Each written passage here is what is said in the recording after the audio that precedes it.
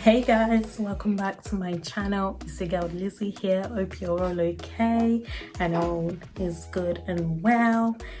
As you can tell from the title, just one second, mommy duties calls. Right guys, as I was saying, sorry, I've had to bring little madam over here. She's here.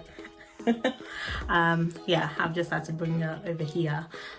So we're gonna record this video together. Anyways guys, like I was saying, if you guys are new to my channel, please do make sure to subscribe down below and turn on post notification bell so you'll be one of the first to know when I upload a video. So my birth story, you know, all I can say is I just thank God for how everything went, and you know, God kept me, God kept my baby, and that is the most important thing. I am here, she's here, we are both well and healthy. That is the most important thing, isn't it, my baby? Anyway, it was on the 13th of July. So here we go.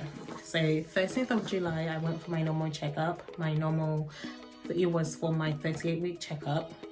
And, you know, just a normal routine checkup and everything. And, you know, I got there and everything. You know, so on your normal routine, they check protein in your urine. Check your blood pressure and all of that, and find out how you've been doing, how your baby's moving and all of that, and you know, obviously talk to you in regards to like stuff. By 38 weeks they will talk to you, they will talk to you about, you know, okay, are you getting ready, are you almost ready, everything like that basically, just because they will then say baby can come any day from now basically. So yeah, so she checks my protein. She was like, okay. She came back, she sat down, she checked my blood pressure, and then she was like, that's weird. So she kept on checking my blood pressure. So it got to a point that she stopped, she started typing and everything, and I'm just like, gosh, what's going on? And then she basically then turned and said my blood pressure is a bit elevated, and the protein in my urine was extremely high. So she's gonna get me sent to the hospital for them to the daycare, to pregnancy daycare at the hospital, for them to just monitor me and just double check to just make sure everything is okay, and monitor myself and baby. So yeah, and luckily my husband was there. I was just like, gosh, what is going on? Literally when she said something, you know, when they say something like that, I was just like, gosh, what is going on? What is happening right now? This cannot be happening. This is not what I envisioned. God, just take control and everything, you know. So that happened, and yeah, so she's like, I'm gonna get you seen today. Literally was no one, I'll get you seen tomorrow. I'm gonna get you seen today. So she booked an appointment. Luckily she was able to book an appointment for, I believe, 2 o'clock or 2:30 thereabouts. So she booked an appointment and off we go. So we went out, and immediately we went out, I was just talking to my mom and everything. And you know, the funniest thing is that day, the 13th of July, was the day my mother-in-law arrived and everything to, you know, take care of me, take care of baby for when she arrives and everything. And you know, so my mother-in-law was here. Like I said, my husband was me at the appointment. He drove us back home. We got home, told my mom and my mother-in-law and everything what's going on and the update and everything. And yeah, you know, we prayed, we handed everything to God. I just decided to carry all my hospital. Luckily I had packed all my hospital bags, so I was ready. So I just decided to put them in the car, just because you never know. So I placed them in the car, and you know, we went to the hospital for the time that she did the appointment.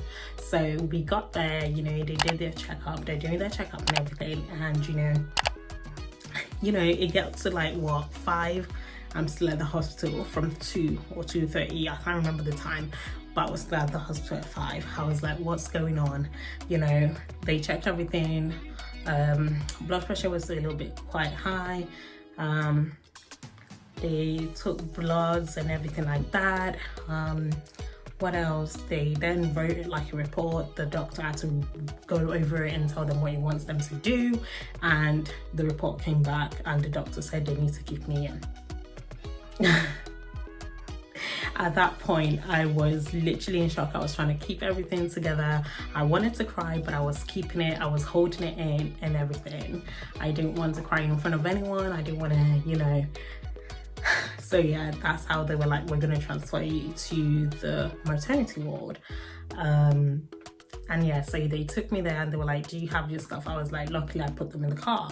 So, you know, my husband went to get them. He met us on the ward, and, you know, they showed me to my ward, to the room, to the little unit within the ward that was there for my bed.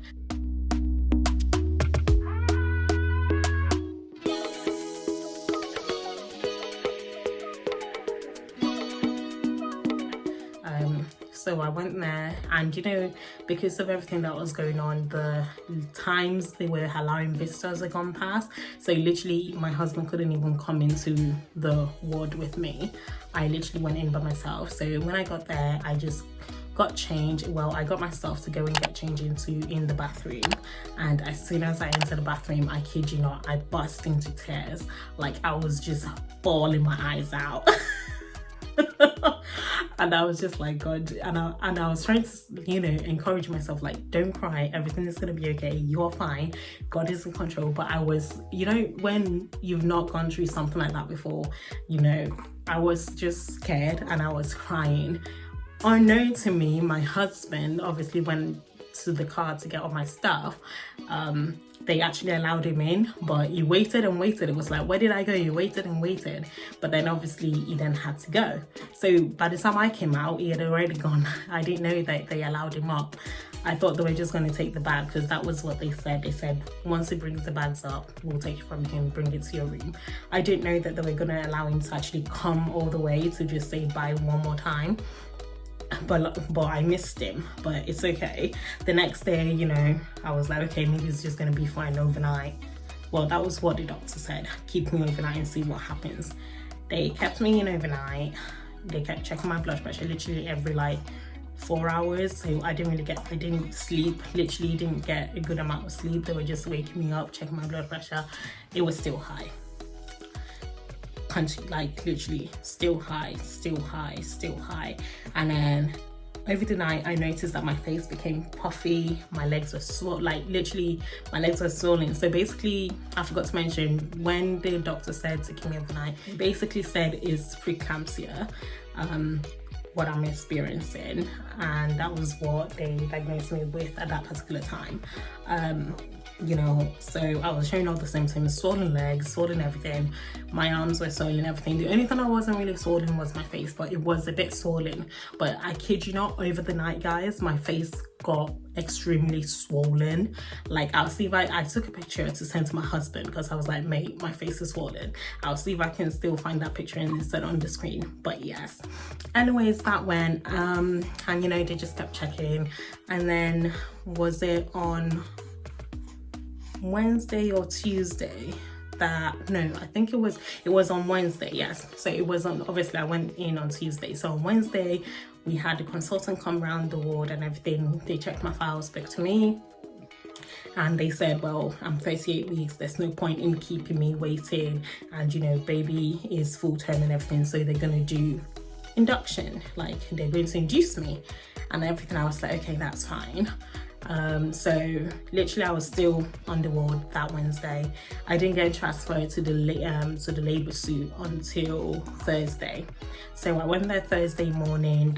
My husband was then allowed to stay throughout, because obviously I was getting induced. So at that time they were doing, even with COVID restrictions, they were allowing them to stay once I was like getting induced and everything. So they started the induction and everything. It was fine, thank God. You know, went through that, nothing really happened, didn't really progress. Friday came, and you know, over the night they came, they, you know, did their checks and everything. I wasn't really progressing. They wanted to break my waters. I kid you not, that was painful. But you know, God is faithful.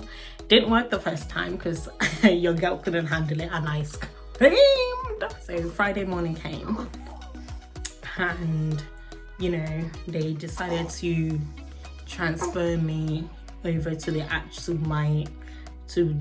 labor suite. So they took me to the induction suite, but on Friday morning they decided to then transfer me to the labor suite because they were like, no how, the baby must come, like obviously today, and see if I would progress faster while over there. So they then tried breaking my waters again. Luckily it was successful and everything. We went through that.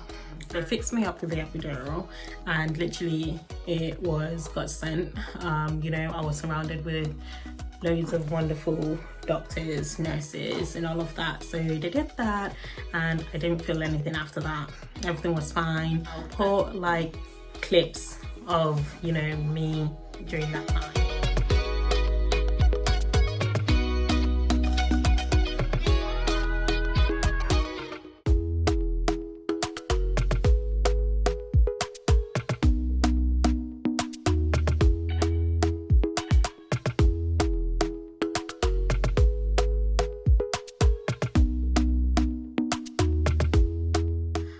And then I don't know what time it was. I can't remember what time it was, but they were monitoring me and everything. But then all of a sudden they noticed something was going wrong.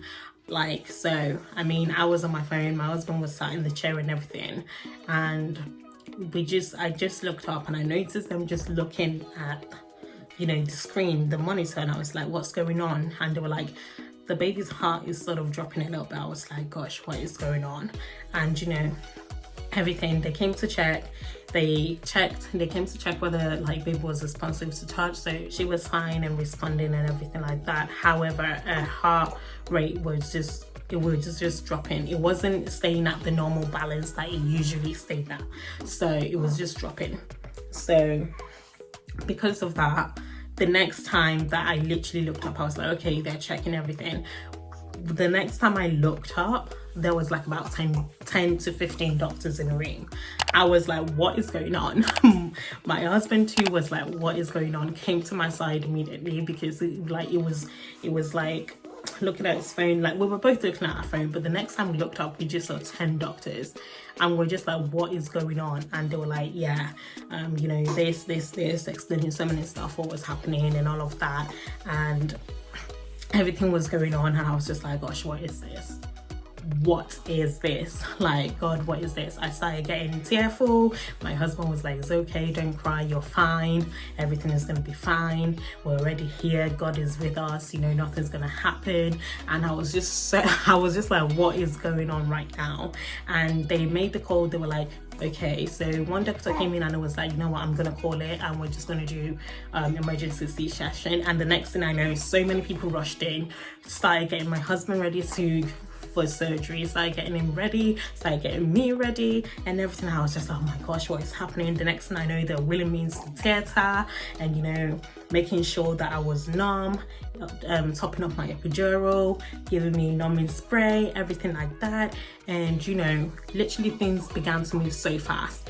And, you know, before I knew what was happening, like within 30 to 45 minutes, before I knew what was happening, baby was here. I heard her, she came out and I was like, she just cried and I was like, oh my goodness, you know. And luckily, you know, my nurses and the nurses and the doctors that God surrounded me with were so wonderful. Like, I'm just so grateful to God. Like, God is amazing. Like, they even offered, they were like, oh, should we take pictures of you of like, you know, baby being born? I was like, that's fine, yes, that's fine, because obviously I'm on this, you know, I'm on the bed, I can't see anything because they put a screen over me. My husband is on this side as well, so he can't see anything. But, you know, they took pictures of literally every step of them, you know, bringing baby out. And, you know, everything was just great. She came into the world and yeah, absolutely fantastic, aren't you? But yeah, she came to the world and she was just amazing. You know, as I heard her cry, I just started crying, bawling my eyes out. And then my husband got up and obviously went over to her and everything. They were cleaning her up and everything, and it was just there. And you know, they took pictures, and the lady came up to me, she's like, she's absolutely fine, look at the pictures, look how beautiful she is. I'm like, oh my gosh, thank you so much. But yeah, that was it. And you know, and that was, and then they wheeled us back into the room, and yeah, we had like a few hours together and everything. And before you know it, they had to take me back to the maternity ward. And yeah, before you know it, they had to take me back to the maternity ward. And you know, upon getting to the maternity ward, you know, my husband couldn't come in with me no more. And that was it. We literally just he went home, I went into the ward, and they took me to my own room. Luckily, I was given my own room and everything. You know, so yeah, that was what happened. But then the whole story after my birth, it was just, I had to stay in hospital for additional 4 days. In total, I was in hospital for 8 days. So yeah, my blood pressure wasn't going well. It went down. They gave me medication to maintain my blood pressure, which was working, but then they were not happy with my kidney function, so they kept me in. On the 4th day after having baby, they told myself and baby that we were okay to go home. They told me that I was okay to go home. I was so happy and everything. Like every single day I would be asking them, am I okay to go home? They'd be like, we are not still happy with your kidney functions. You know, this happens with preeclampsia, but we needed to go back to, you know, relatively normal for us to be able to take you back, because, you know, if anything happens, it's silent. You wouldn't know until it's too late. So that was what happened, and me and baby were able to leave the hospital 4 days after she was born. And yeah, so in total I literally stayed in hospital for 8 days.